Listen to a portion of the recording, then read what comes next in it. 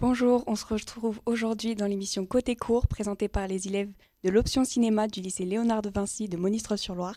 Et aujourd'hui, on accueille Pauline Gay pour son court-métrage Pavane présenté en compétition à la 46e édition du Festival de Clermont-Ferrand du court-métrage. Bonjour Pauline. Bonjour.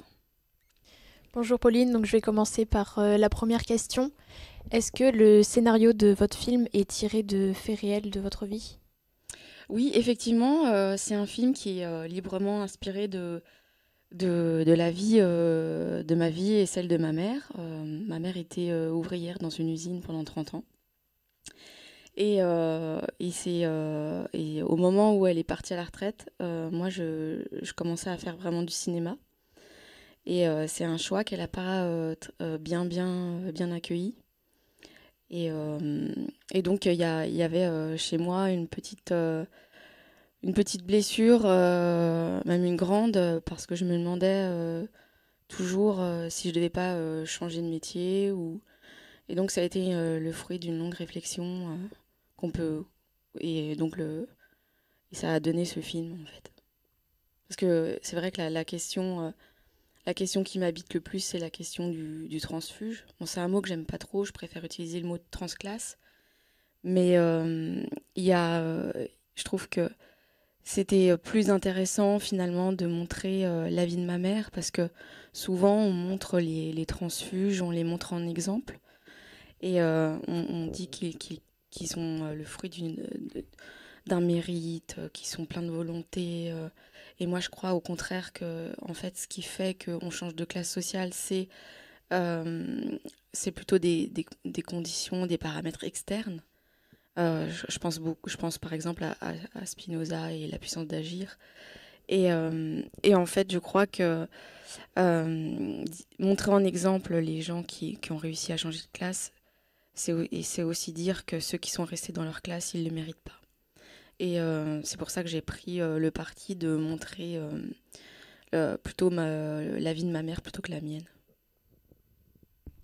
Et on ressent dans le court-métrage un certain paradoxe entre la solitude que subit votre mère et la solidarité qu'il y a entre les ouvrières de l'usine.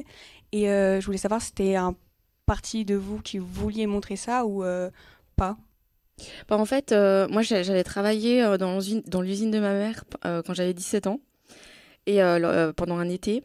Et j'avais fait un constat, c'était que les femmes restaient avec les femmes et les hommes restaient avec les hommes. Et parmi les femmes, il y avait beaucoup de solidarité. Et c'est quelque chose qui vient contrebalancer en fait la dureté du travail qu'on voit dans le film. Un abattoir, c'est quand même un lieu un peu, enfin même beaucoup mortifère en fait. Et je trouve que il fallait donner un peu de respiration et ses collègues avec le moment où elle l'enrubane et tout ça et qu'elle le mette sur la chaise. C'est un truc que ma mère a vraiment vécu et je trouve que ça amène un peu de joie et finalement c'est peut-être ça la valeur de ces années, ces amitiés. Le tournage a duré combien de temps ? Alors le tournage il a duré 9 jours.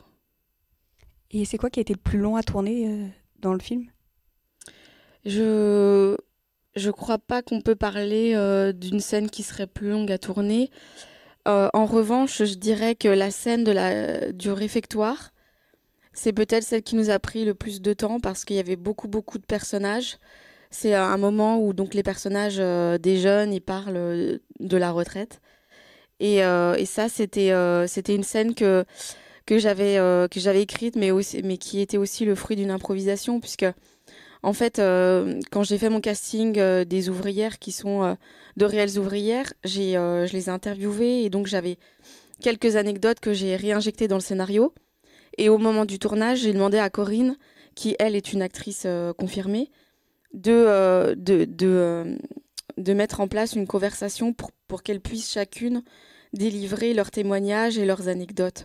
Donc c'était long à mettre en place parce que il fallait que la conversation puisse prendre vie et puis que ça ait l'air un peu pris au vif comme ça. Et en fait, donc mais en fait, finalement, ça a été assez rapide parce qu'il y avait une bonne osmose entre Corinne et toutes ces ouvrières parce que Corinne a tout de suite été les voir, leur parler. Et finalement, il n'y avait pas de différence entre les pros et non-pros. Dans votre film, vous flirtez un peu avec une approche documentaire. C'était un choix du coup?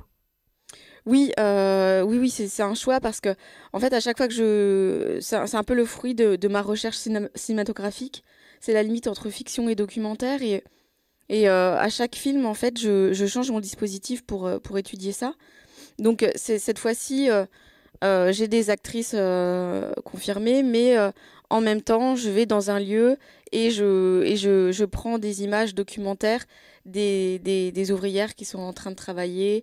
C'est leur vraie vie, c'est leur vrai témoignage. Donc, c'est un petit mélange, en fait. Et pourquoi cette musique pavane était autant importante pour vous et pour le film au point d'en faire un titre?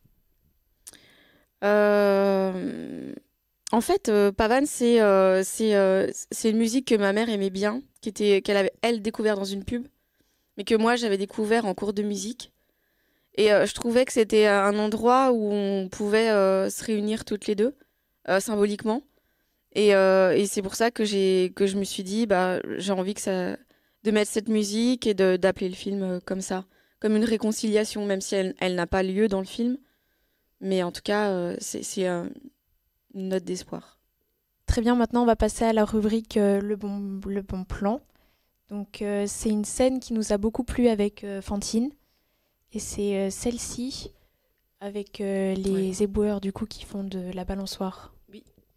Donc nous, on a beaucoup aimé parce qu'on trouve qu'elle apporte une certaine mélancolie et un certain sourire au spectateur dans une scène qui est plutôt banale et une condition de vie plutôt dure. Et du coup, on voulait savoir si vous, il avait une particularité pour vous aussi, le plan, et comment vous l'avez tourné. Alors, ce plan, il est très particulier pour moi parce que c'est vraiment le plan qui me faisait tenir au moment où j'avais des doutes. Il y avait deux choses qui me faisaient tenir. C'était de mes actrices, mais aussi l'idée de tourner ce plan.